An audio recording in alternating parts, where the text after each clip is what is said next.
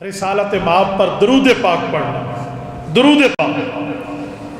درود پاک امت پہ اتنا حق ہے کہ ہم پوری زندگی ہمیں عمر نوح ملے، پیسہ قارون ملے، طاقت نمرود ملے، یعنی ہو اسلام کے لیے، لیکن وہ طاقت کا میں مثال دے رہا ہوں، اور ہم پوری زندگی بھی درود حضور پہ پڑھتے رہے تو ہم نے حضور کا حق ادا نہیں کیا.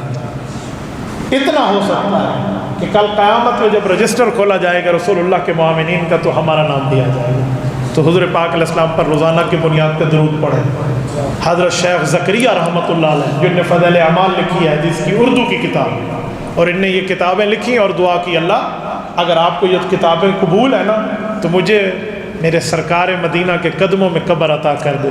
اللہ آپ کو مدینہ طیبہ لے جائے، اللہ آپ کی برکت سے ہمیں لے جائے. حضور کے قدموں میں جائیے، گیٹ نمبر 38 کراس کیجئے، جنت البقیع جائیے، امام مالک کی قبر، ساتھ امام نافع کی قبر، قدمین محمد مصطفیٰ میں حضرت شیخ زکریا کی قبر ہے.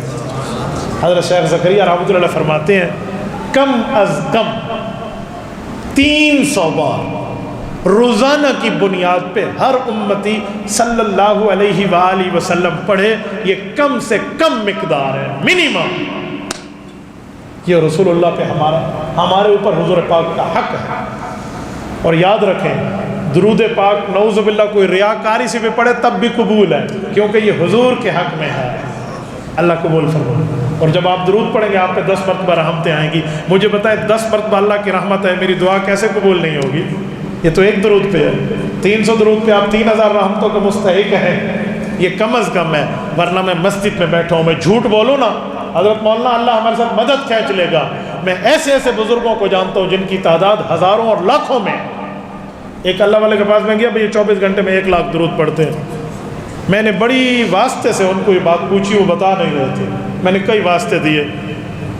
مجھے کہنے لگے ماشاءاللہ اپنے روزانہ کی بنیاد کا جو پڑھتا ہوں نا وہ 70% حصہ پورا کر چکا ہوں. دن کے 2 بج رہے تھے اس وقت. ایسے لوگ بھی 50 ہزار پڑھنے والے بھی ہیں.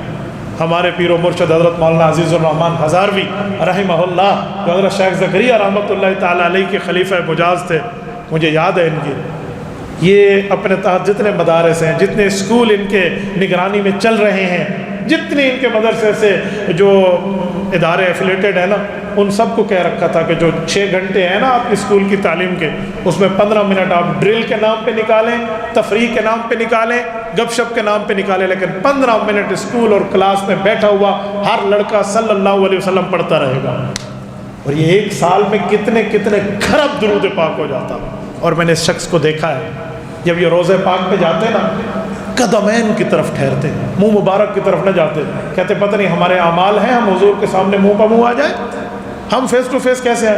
قدم میں ٹھہر کے اتنے کھرا بہا درود یہ اللہ کے رسول کو ہدیہ دے رہا ہوتا. تو بھائیو درود پاک بڑا ضروری ہے. اور درود پر آخری جملہ کہتا ہوں، درود تحفہ ہے، اور تحفے کے 2 اصول ہیں.